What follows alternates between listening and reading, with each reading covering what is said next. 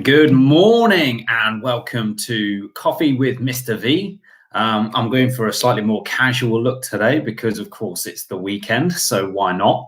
Today, I thought we'd just go a very big kind of massive change to what we've been doing. Been doing lots of theory of the firm. I figured we'd do something different, so we're going to do income inequality. In order to participate with Coffee with Mr. V, you need to go and grab yourself a coffee. If you don't like coffee, go and put in your favorite liquid into any glass, mug, or cup. And then with me, we're going to do the synchronized sip, and that's going to be the best part of your day. Here we go. 1, 2, 3. Yeah, I love coffee. So onwards, let's do income inequality. Well, first thing I just wanted to make sure is that we're all happy with what the word income means. Okay, first of all, income isn't just wages. It's not just salaries. Okay, there's lots of different forms of income. Wages, rent, interest, dividends, and profits are the ones I've got here. And hopefully what you can do here is you can make the link back to the different factors of production, because each of these different forms of income are essentially compensation for using different types of factors of production. So for example, wages are the compensation I would get for essentially providing my labor. Rent would be for providing land.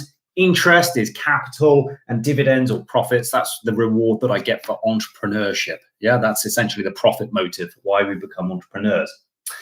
That is separate then from something called wealth. And in order to do income inequality as a topic, you need to separate the idea of income from the idea of wealth.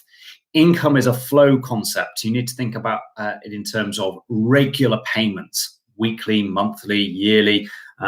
Interests are paid yearly, rents might be paid weekly, wages tend to be monthly, but it's a flow. It's a constant flow of income coming in and potentially coming into your bank account. Yeah. Wealth, on the other hand, there's no such, it's not a flow. It's a very static concept. And these are kind of the main forms of wealth that I think people in the UK or elsewhere in the world might have in terms of what their wealth is. Stock concept, that's the word I was looking for. It's a stock concept. This is this is what we call a flow concept. This is a stock concept, or in other words, very dynamic, very static. Okay. Savings, exactly what you would imagine. Cash in a bank. Pensions, that's the amount of money that we put away for older age, and we don't have access to it until we're 65 or 67, depending on the generation that you belong to. Most people's biggest asset in the UK is probably their house. And even if they don't own all of their house, the equity that they have in their house, I mean, basically how much of their house they've actually paid off in terms of their mortgage. Perhaps their car, perhaps their jewelry as well. The one thing that's actually missing from here is also stocks and shares. Okay, so any stocks and shares that you might own would also be considered part of your wealth. You could, at any point, liquidate, essentially turn these into cash if you wanted to. You would sell them and that would give you cash. Okay, but income and wealth are separate issues. And when we deal with income inequality, we should really just be dealing with the left-hand side here. We can, if we want to, talk about wealth inequality. However, in terms of the A-level and the IB specification, there really is no need to. Okay, so it's all about income inequality. How we measure income inequality then is a nice thing to do here. You'll be, if you've studied the topic already, you should be familiar with it, the Lorenz curve and the Gini coefficient. When we draw this diagram, then it's all about getting the axes correct. Okay, so this is cumulative GDP. And along the bottom here is kind of cumulative population, but we're also ranking from poor or lowest income household to richest income household. Okay, it's important. The cumulative part is important, and I'll show you why in a moment. First of all, we need to assume that we are in a land of perfect equality. Yeah, the socialist utopia, communist utopia even, where everybody earns exactly the same wage. Well, in that scenario, we could talk about the bottom or the poorest 10% of the country. And in fact, in that communist utopia, there wouldn't be such a thing as poor because everybody would be exactly equal. If we were talking about those 10%, they would own exactly 10% of the GDP, because every income decile along here would account for 10% of the GDP.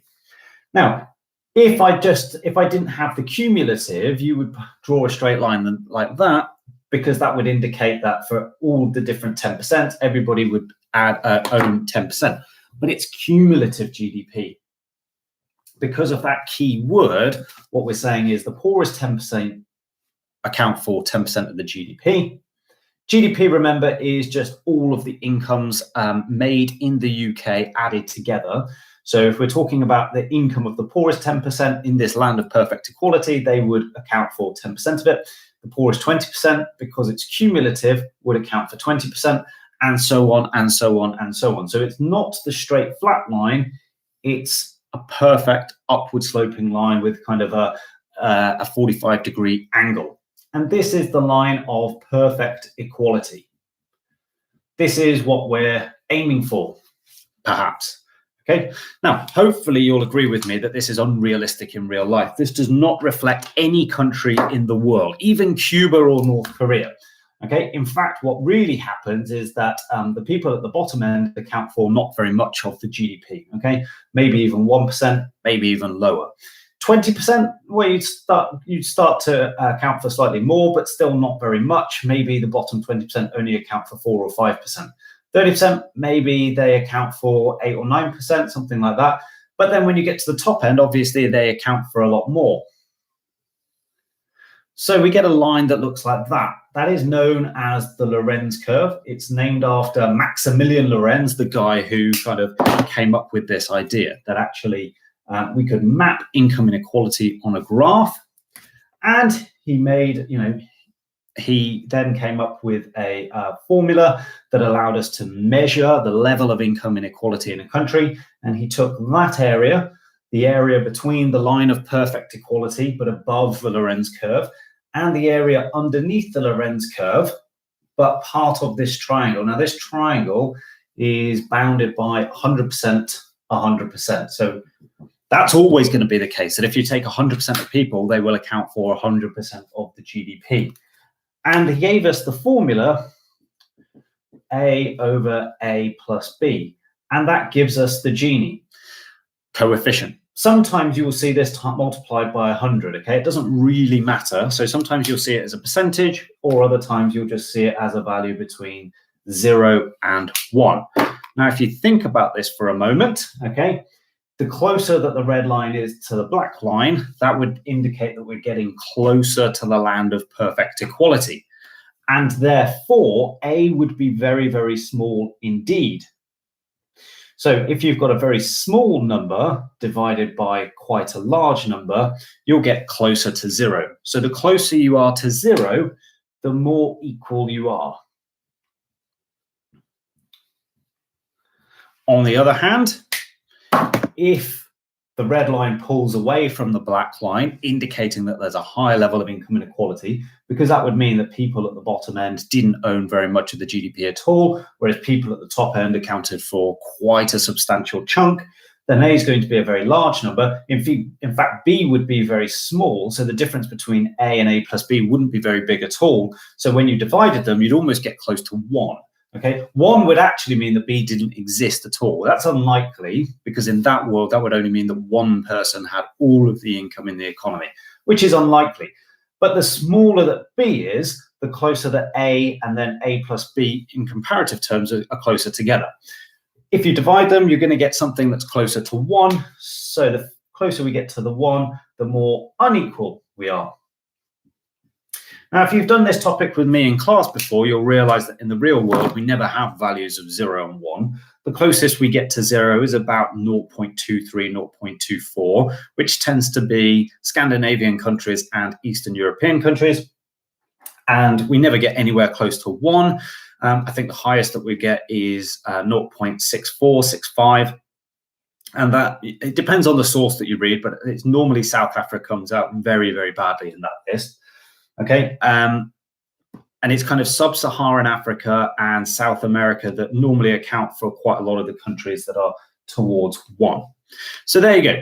That's income inequality. That's how it's measured. Now, why should we care? Well, for a number of reasons. First of all, if you have income inequality, it tends to mean that you have lots of people at that bottom end. You have lots of people, lots of low income households, lots of people in poverty potentially, and therefore consumption is likely to go down. Consumption is a large part of AD, and therefore AD is likely to decline, or certainly AD isn't increasing and you don't have economic growth. Similarly, if you do have lots of people in poverty, and perhaps you have even a lot of unemployed people, you're going to have a lot of people claiming benefits from the government. So there's going to be a massive increase in government spending. There are opportunity cost issues there. You have the issue of the government coming into more debt, and there are problems therefore with national debt going forward.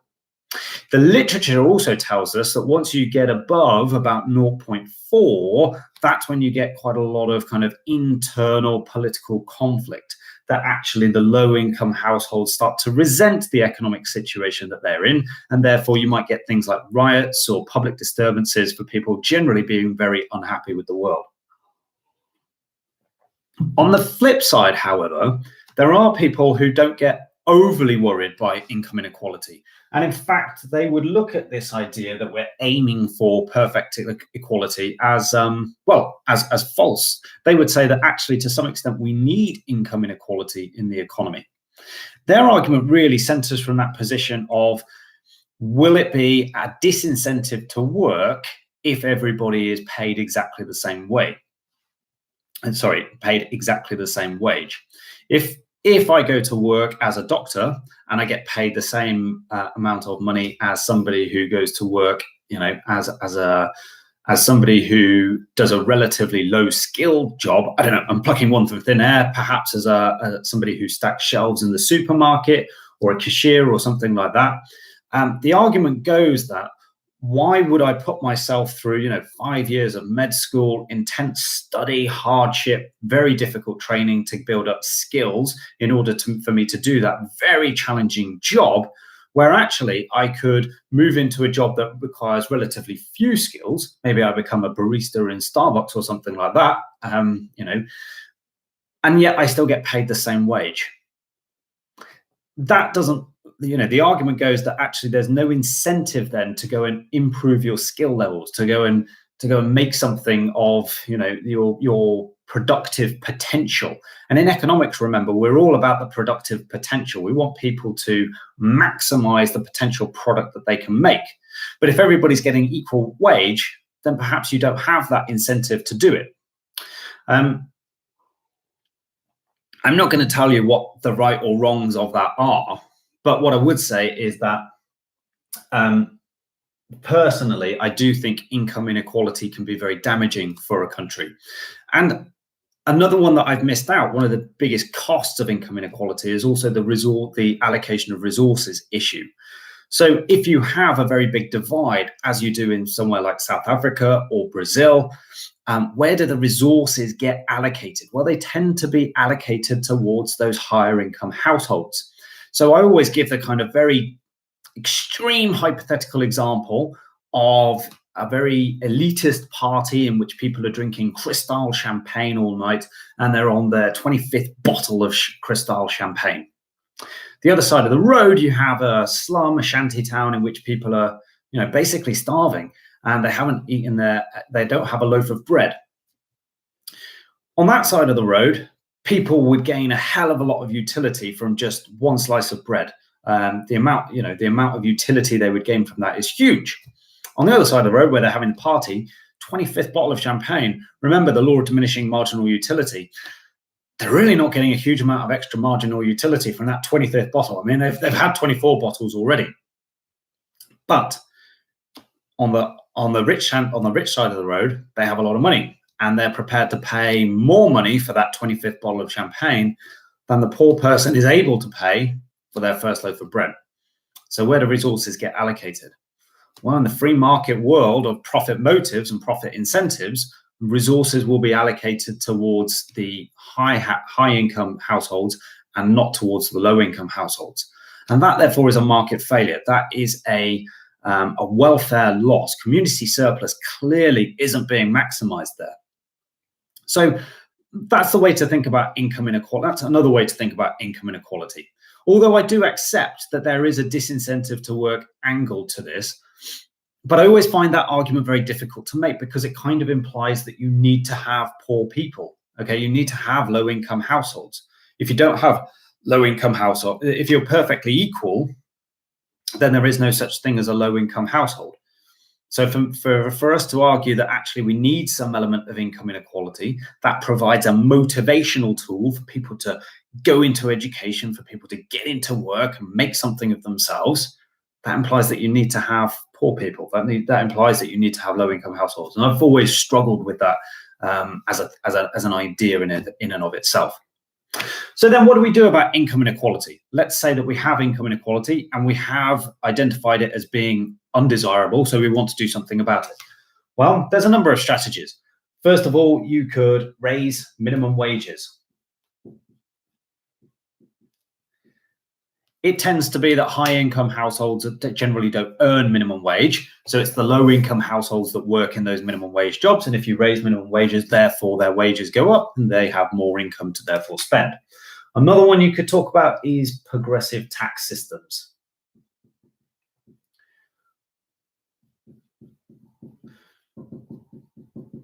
In the UK, the best example of this is income tax, okay, which goes up in higher tax bands as your income increases. So what we could do with that is that we could raise the higher tax band from 45% to say 50%, or at the bottom end, we could raise the personal allowance so that everybody earns a much larger sum of money tax-free before they even start paying tax. You could do that.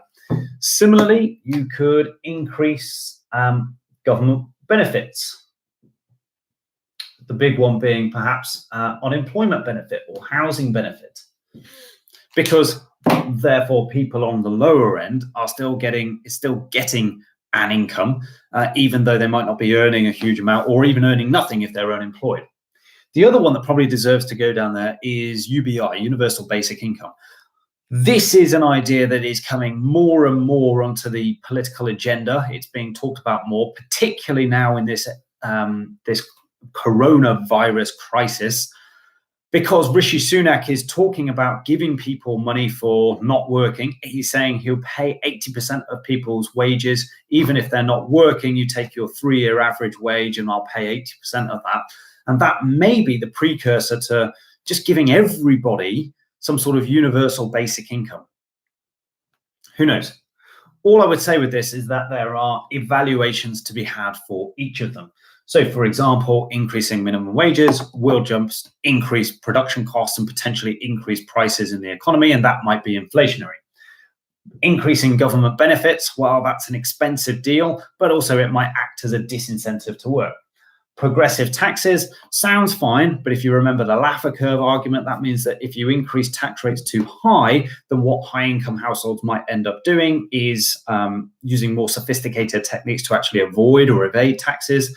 They might actually leave the country altogether, or they might retire early, okay, and stop working. So all of those have evaluations, and I'm not saying any one of them is better than the other. It's up to you to think about, first of all, one, do you consider income inequality to be a problem? And then two, if you do, which of these do you think is more likely to be the most successful one?